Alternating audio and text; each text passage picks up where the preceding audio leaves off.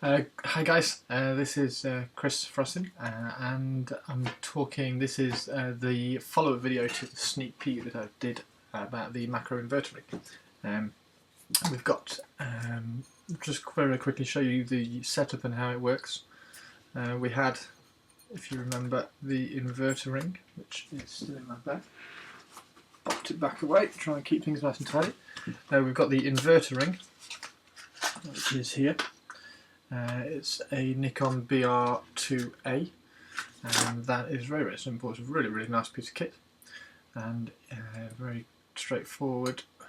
It just screws onto the front of a regular lens. It's 52, is it? 52 mil lens cap, and I'm using a 35 to 70. This is just the cheap macro lens that you might have seen in my last video about the urban exploration.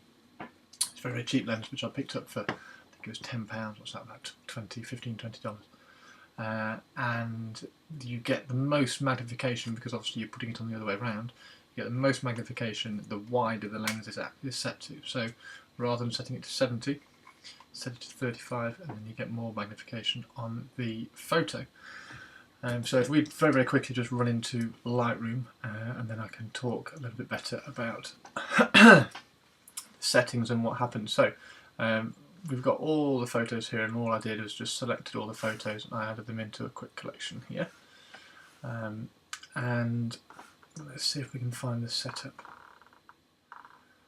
Let's just open up Google Chrome, and then I can show you the setup that we had on Instagram, because I put an Instagram photo up here on my Flickr as Unlearner. There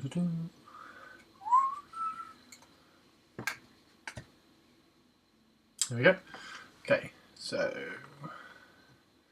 that is the setup that I had for most of these ones, and this was on Monday rather than today. I did some more today, which excuse me, improved on the skill, or the technique. So what you do is very straightforward. Take off your old lens, just pop the lens cover on that 50mm. Fantastic lens, absolutely love this one, so I try and look after it as much as I can. So once you've got that inverter on there, this just really straightforward and bolts on or twists onto your regular camera lens. And then you'll see your lens is now mounted back to front. Set it to 35, or as wider as you can, as wide a focal length as you can. And then, if you look down here, we've got that's the aperture adjustment. I don't know what it's called. Control lever. And if you look down the lens, that is large aperture. So sorry, a large, so f11, something like that. So that's a small aperture, and then if we open it up, it's a larger aperture. And when you're doing macro, obviously you want to let as much light as you can in, well, especially when I was doing this, just to try and get some shutter speed. So I cut a little bit of rubber, which just sits in and holds that open. Just do that for you now very quickly. If you'll go in, you can get something that screws onto the back here, and then will allow you to manually alter that aperture, which will be really sensible. So as you can see from the setup there, I was using my Slick Pro 2 Sprint tripod. It was a reasonably good tripod. I was very impressed with it, but it's starting to get slightly unstable now, slightly wobbly. One of the tiny little Allen keys that holds on the head, that's fallen out, so it's not great. So I was ending up actually pretty much using it as a monopod, so I could move in and out and get that focal length. So let's have a quick look at some of the photos. Right, so first photo. It's really tough trying to get this in focus. So I was moving in and out. I didn't set it on motor driving. I wasn't motor driving through the photos, which possibly could have been a little bit better, because obviously you press the shutter once and then there's no shake of you pressing the shutter as it's taken the rest of the photos. The only thing I don't like about motor driving is you don't know when it's going to take a photo. I've tried it with tennis photography, and I get a lot better results shooting tennis photos. Timing, because I've got a better timing of when the ball's going to hit the racket, so squeeze it. Whereas if you motor drive, it just seems luck. So I don't like motor driving. I might change my view on that in the months to come, but at the moment we'll keep doing manual single shots.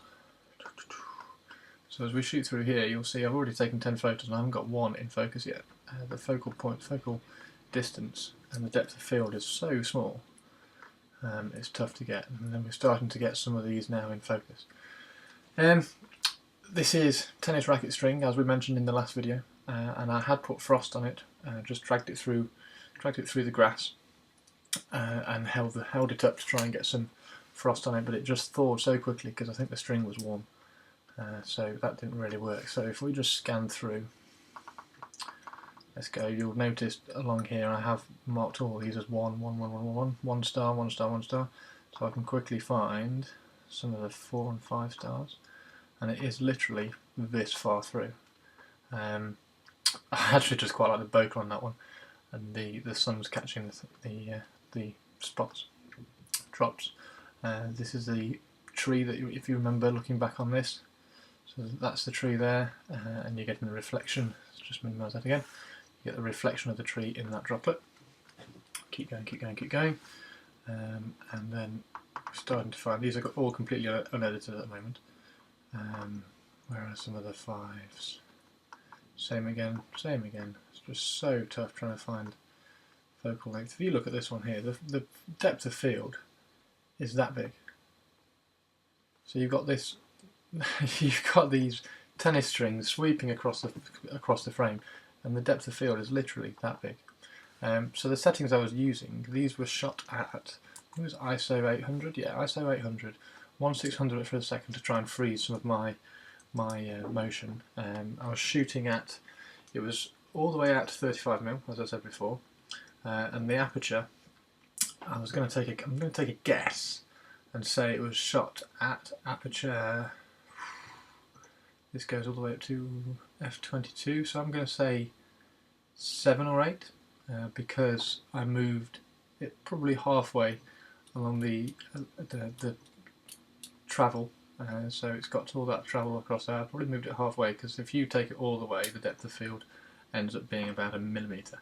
It's mental, so don't go that far. Just move it halfway, and then leave it at that. So it's shot at about f7, f8. Into the sun, so we had plenty of light. As you can see, they're a little bit underexposed, but we could do with a little bit of a push up. This is where we're starting to get a few more in focus. The other thing is, when you are doing it, you do have to get that close. So you have to get really, really close.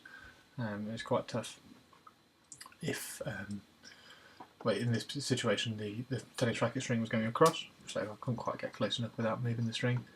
Let's scan all the way through now. This is one of the first ones which started to get some of the frost. I think the string had just started to cool down enough that the frost was not thawing straight away and just forming droplets, so we've got a bit of frost on here, and this is one of my favourite photos of the entire shoot, both stretching over both days, because you've got the reflection of the sun, or refraction of the sun, in the frost crystal, the ice crystal. And the ones I took today, even though I got some great photos of the ice, the sun was so low down behind all the houses, I couldn't actually get any refraction onto the ice. Bokeh, absolutely bokelicious, brilliant. A little bit more, slightly disappointed that I got these with the markings on the string. This is just the manufacturer's markings, so they're pretty much gone. And then this is actually, if we scoot down to here, you'll see up in this top corner, this is actually one of my car covers. Well, the covers over my cars. Yeah, I don't know whether it was the ripples and the texture on this, but it created some absolutely incredible ice crystals. We have a look at that one. These are the ones that I've already starred as either 4 or 5. Anything 4 or 5 I've already gone through and done a quick edit on. And editing, I'm going to do another video in a few days about editing, because I've been trying to tweak my style of editing just over the last few days, because I wasn't happy with the balance of my photos and the more about the dynamic range. I like the contrast and I like the saturation, but as soon as I was pushing the contrast up, I was losing a lot of shadow detail. So I'm just trying to find a way around that. So I'm going to do another video later on about my processing style and how it's changing at the moment. But these are the ice presets. I created a preset which was called Ice Test. This was particularly for all these ones here because they were slightly underexposed. You'll see them 3/4 of a stop up on this. Pretty much the same settings. Might be shooting, yep, still ISO 800. Just scan through, find some of the others. Here we go again. These ice crystals again. Again, this is on top of my car. And shooting pretty much straight down on top of these. Because then you don't have the problem, or as much of a problem, with the depth of field. You're just trying to increase your increase the depth of field from a millimetre when you're shooting across. So I was shooting very much further down on this. That one's slightly out of focus. These ones slightly better. Look, I think that one's actually inverted over, so it's actually an upside down picture. And the same with that one. Here we go. So one of those will be picked out and will be popped up onto Flickr. And then today I took a slightly more personal view on up close and personal. So those ones are all pretty much up close. They're just pictures of ice. These ones now are photos on the tennis court. So we've got right down onto the tennis court. This is the grass on the tennis court. Got right down low.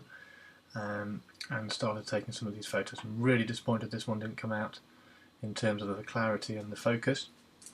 So quite like that. That was just a tiny little moss bush. But you'll see as we go through here how difficult it was. Just keep moving in and out, snapping the photo, in, out, in, out, in, out. Let's just go back to library so it doesn't have to load the develop modules all the time. Computer's struggling a little bit. In and out, in and out. This is lovely composition. I like the composition on that one. Again, it's just a slight shame that this bit up here wasn't in focus a little bit more. That one's not been edited yet. Might not edit that one. This one's out of focus. Go down, you'll see this is a perfect example of how much I was moving in and out. I was just millimetre after millimetre after millimetre, looking through the viewfinder, seeing if I was in focus. Snap, snap, snap, snap, snap, moving closer and closer and closer. So we've got this one here. Next one, slightly more in focus. That's out of focus. That's gone too far. Bringing it back a little bit. Bringing it back a bit more. Not quite going. Still out of focus.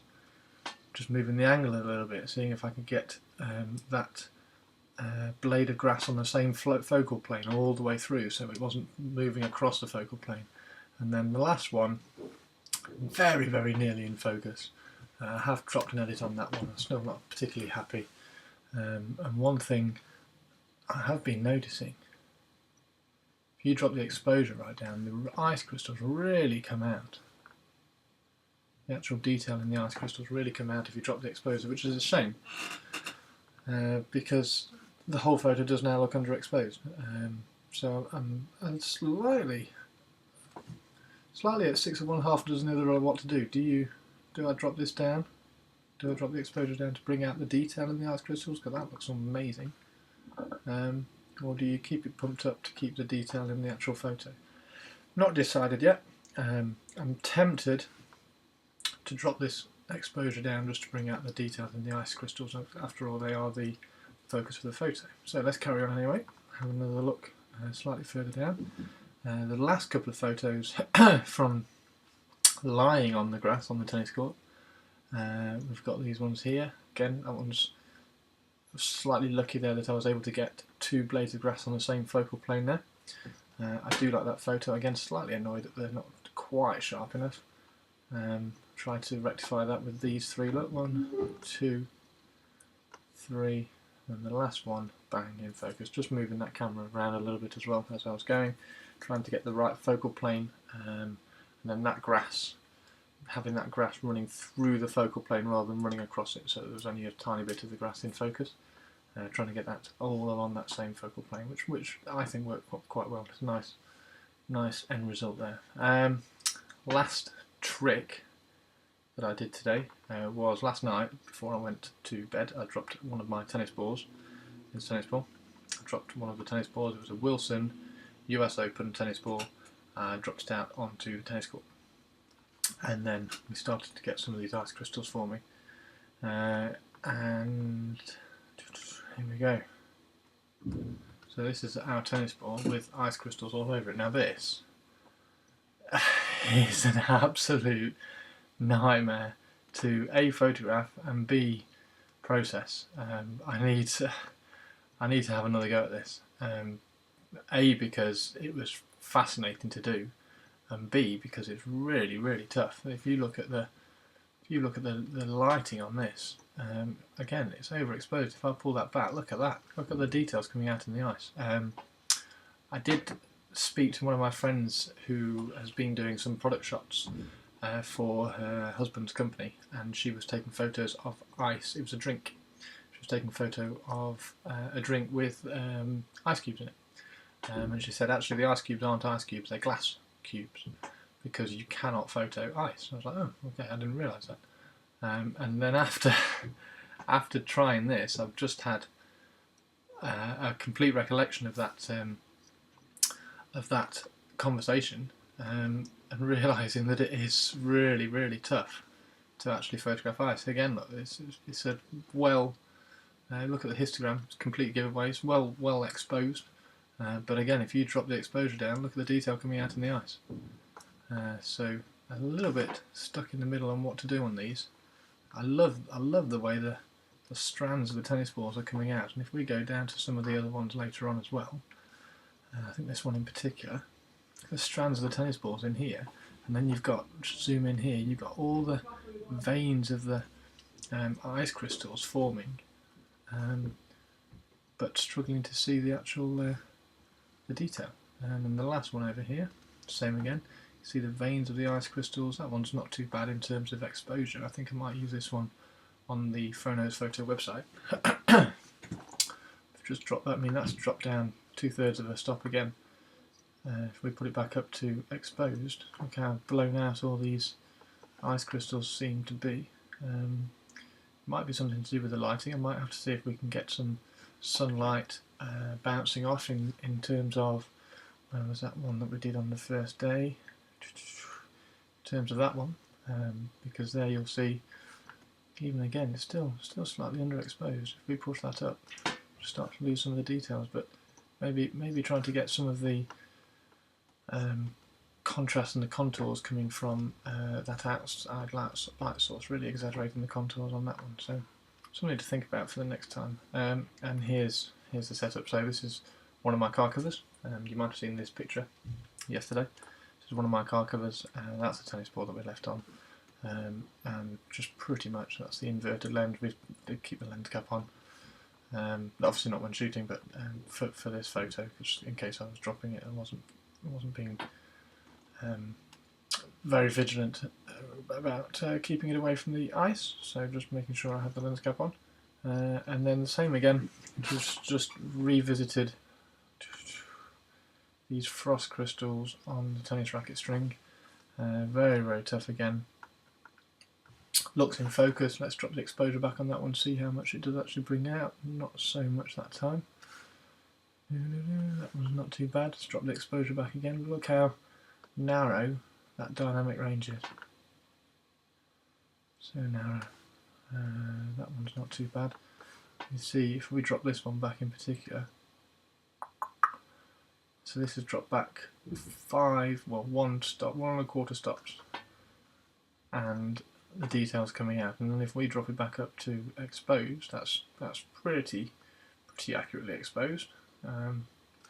Detail's gone. So just dropping it back down again. See if we can keep that detail in.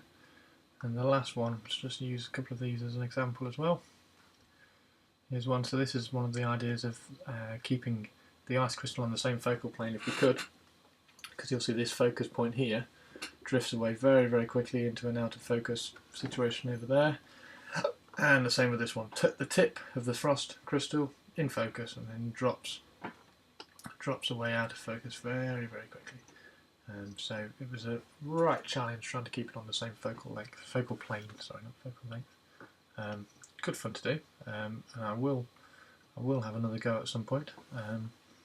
This kind of photo I think would be a lot better with the sun either shining through it or shining on it or shining from behind it, so a little bit of a playtime to find out which one works best.